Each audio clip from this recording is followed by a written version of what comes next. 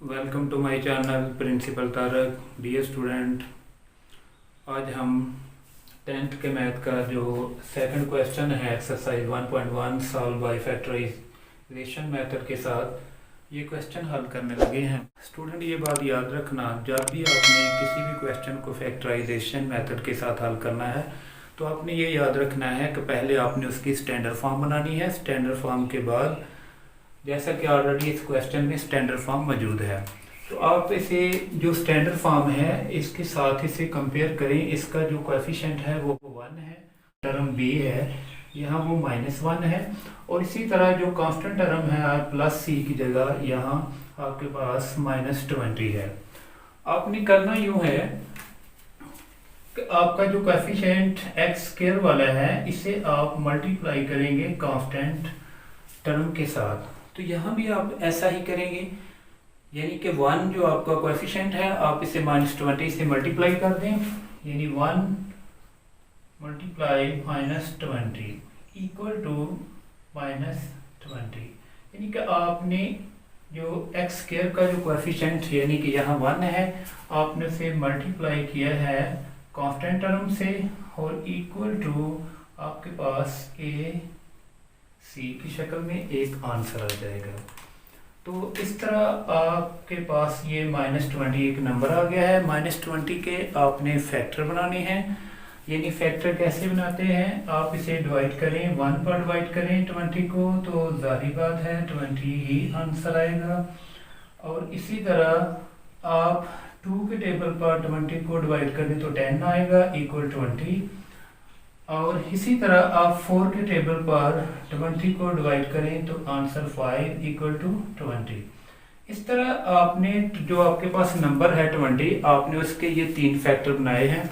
अब इन 3 फैक्टर में से एक फैक्टर जो है वो उस पर 2 कंडीशन आपने लागू करनी है। अगर आप उसे ऐड करें या सब्ट्रैक्ट करें तो ये जो सेकंड वाला जो आपका एक्स का कोएफिशिएंट यानी कि -1 है ये बनना चाहिए। और दूसरी कंडीशन ये है कि अगर आप उसे मल्टीप्लाई करें तो आपका ये जो नंबर बना है ये वाला बनना चाहिए। तो आइए चेक करते हैं, अगर आप 20 में 1 ऐड करें तो 21 बनेगा, यानी कि -1 आपका आंसर नहीं आया। अगर 20 में से आप -1 कर लें तो आपके पास 19 आ जाए, 19 भी आपको नहीं चाहिए। इसी तरह आप 10 में 2 ऐड कर दें तो 12 बन जाएगा, अगर 10 में से 2 माइनस कर दें तो 8 बन जाएगा, यानी कि -1 नहीं आ रहा। इसका मतलब है कि ये दोनों फैक्टर जो हैं ये लागू नहीं होंगे। अब आप ऐसा करें, इस फैक्टर को चेक, अगर आप 5 में 4 ऐड करें तो आपके पास 9 आएगा। अगर आप ऐसा कर लें कि 5 में से 4 जो है वो आप सब्ट्रैक्ट कर दें तो 1 आ रहा है, इसका मतलब ये है कि ये वाला फैक्टर जो है ये लागू हो सकता है। अब रही बात सिंबल एडजस्ट करने की, तो सिंबल इस लिहाज से आपने एडजस्ट करनी है, यहाँ आपको -1 चाहिए। जाहिर बात है आप इसके साथ माइनस की सिंबल एडजस्ट करें और इसके साथ प्लस की सिंबल एडजस्ट करें। तो जब आप -5 में से 4 जो है वो ऐड करेंगे तो आपके पास -1 जो आपका आंसर आ जाएगा, यानी कि ये वाली कंडीशन ट्रू हो गई, यानी कंडीशन नंबर 1 आपकी ट्रू हो गई। अब कंडीशन नंबर 2 जो है यानी +4 और -5 को आप मल्टीप्लाई करें, आपके पास -20 आ जाएगा, ये कंडीशन नंबर 2 है, यानी कंडीशन नंबर 2 यहाँ लागू होगी। यानी कि इसका मतलब ये है कि ये वाला जो आपने पेयर बनाया है ये एडजस्ट हो जाए।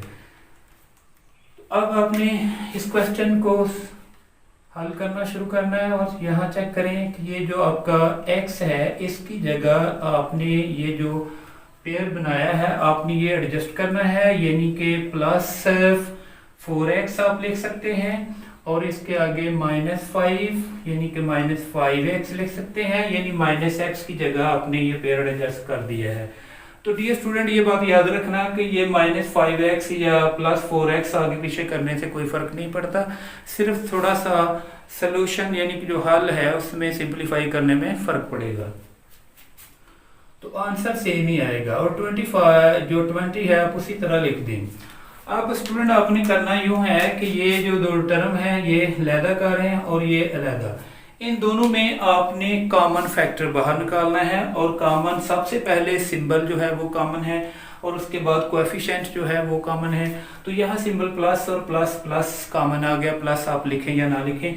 इसी तरह इसका कोएफिशिएंट 1 है और इसका 4 है, तो 1 जो है तो 1 ही रहेगा। इसी तरह आपने इन दोनों में कॉमन जो है वो 1 ही है, तो 1 भी नहीं लिखते।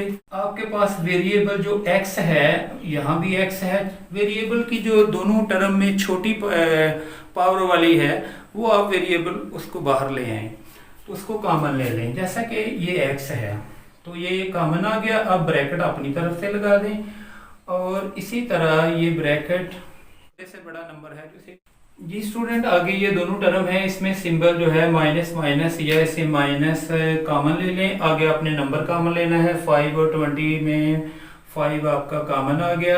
अब वेरिएबल की बारी है। वेरिएबल यहाँ x है और यहाँ कोई भी मौजूद नहीं, x वेरिएबल कॉमन नहीं आएगा। तो इस तरह आपने शुरू में ये स्टेप कंप्लीट करना। उसके बाद करना यूँ है कि इसके ब्रैकेट के अंदर जो आंसर आपने लिखने हैं वो ऐसा करना है कि ये जो आपकी फर्स्ट टर्म है एक्स स्क्वायर, आप इसे ऐसा करें ऊपर रखें और ये जो आपने कॉमन लिया है इस पर आप इसे डिवाइड करें।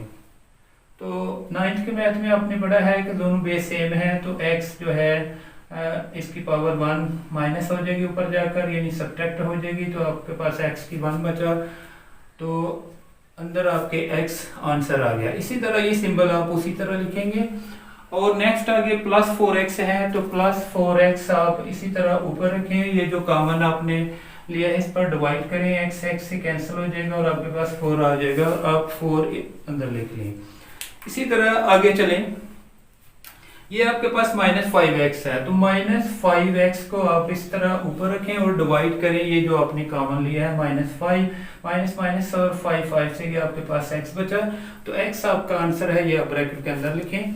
इसी तरह डियर स्टूडेंट, ये माइनस है और ये -20 है, आपने इससे जरा एहतियात करनी है। -20 को आप -5 पर डिवाइड करेंगे, तो माइनस माइनस से कैंसिल और इस तरह 5 4 are 20, तो आपके पास प्लस के 4 आए हैं, तो इधर आपने +4 लिखना है। सर स्टूडेंट जो है दोबारा यही सिंबल लगाकर क्वेश्चन गलत कर लेते हैं, तो ऐसा नहीं करना। और दूसरी अहम चीज जो है वो ये है कि ये जो ब्रैकेट के अंदर वाली टर्में हैं और इस ब्रैकेट के अंदर है, ये दोनों सेम होनी चाहिए और इनकी सिंबल भी सेम होनी चाहिए। अगर क्वेश्चन हल करते हुए आपको ये सिंबल डिफरेंट नजर आ रही हो तो यहीं रुकें और अपना क्वेश्चन जो है उसे दुरुस्त करके फिर आगे चलें। यानी कि आपने सिंबल्स की जो ये साइन की कोई ना कोई गलती कर दी है तो वो करेक्ट करके फिर आगे जाएं। इसी तरह दोबारा हमारे पास एक फैक्टर यानी ये बन गया है और एक ये बन गया है, यानी एक टर्म ये है एक टर्म ये है। अब आपने करना यूं है कि इस टर्म और इस टर्म में गौर से देखें, एक ऐसा फैक्टर है जो दोनों में सेम है। दोबारा आपने कॉमन वाला स्टेप करना है, जैसा कि आपने यहाँ कॉमन लिया, इन दो टर्म में से x कॉमन लिया, इस तरह इन दो टर्म में से आपने -5 कॉमन लिया।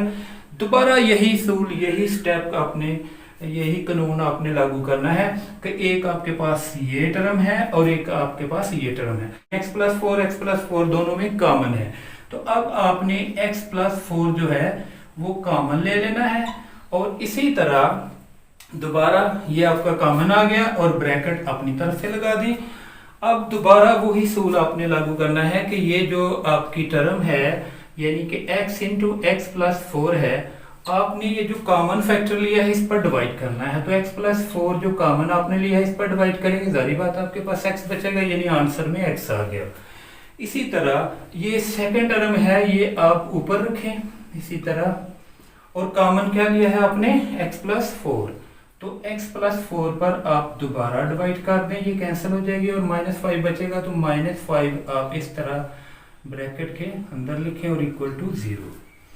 अब ये स्टूडेंट करना यूं है आपने कि आपके पास एक फैक्टर ये है एक ये है, आप इन्हें सेपरेट यानी इस वाले पार्ट को =0 रख लें और इस वाले पार्ट को =0 रख लें और ये ब्रैकेट उतार दें साथ,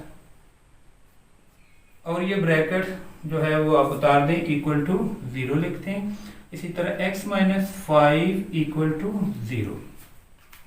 अब डियर स्टूडेंट, ये जो आपके पास ये भी इक्वेशन है, ये लीनियर इक्वेशन है, क्योंकि लीनियर इक्वेशन जो है इसकी मेन शक्ल जो है bx plus c equal to 0 है, यानी कि इसमें मैक्सिमम पावर 1 है। तो लीनियर इक्वेशन को हल करने का तरीका है कि इसमें जो वेरिएबल है आपने सिर्फ वो इस साइड पर रखना है, जबकि दूसरी जो कांस्टेंट टर्म या वेरिएबल के साथ जो भी हो वो दूसरी साइड पर ले जाना है। तो इसी तरह x वेरिएबल को आपने इस तरफ रखना है और +4 आप दूसरी साइड पर ले जाएंगे तो ये -4 है। ये से असूल आपको आते हैं ऑलरेडी। इसी तरह इसे सॉल्व करें, ये भी लीनियर इक्वेशन है आपकी। आप x वेरिएबल को इस साइड पर ही रहने दें और ये -5 को दूसरी तरफ लेकर जाएंगे तो ये +5 हो जाएगा। तो इस तरह स्टूडेंट ये जो है ये आपका क्वेश्चन सॉल्व हो गया। अब रही बात आंसर लिखने की, तो बात स्टूडेंट जो है वो ये परेशान हो जाते हैं कि पहले -4 लिखूं या 5 लिखूं, जबकि वेरिएबल सेम है। तो वैसे तो असूल ये है कि छोटी पहले लिखो, लेकिन ये कोई मसला नहीं है। अब -4 पहले लिख लो, कॉमा डालकर 5 बाद में लिख दो, या 5 पहले लिख लो, -4 बाद में लिख दो। ये कोई टेंशन वाली बात नहीं है, क्योंकि वेरिएबल सेम है। जो आपका आंसर है वो है। सबसे अहम चीज़ जो मैं लास्ट पर आपको बताना चाहता हूँ, यही बताना चाहता हूँ कि आपने ये जो बेसिक असूल हैं एक क्वेश्चन पर अप्लाई करो, बार बार उसे समझो। जब आपके जहन में ये बैठ जाए आया कि ये क्वेश्चन इस तरह हल होते हैं, तो वो असूल जो हैं वो आपके जहन नशीं हो जाएं, पक्के हो जाएं आपके जहन में। तो इस तरह एक क्वेश्चन का भी वही मेथड होता है, और अगर आप उस तरह के 10 क्वेश्चन भी हल करेंगे तो उनका मेथड भी सेम रहेगा।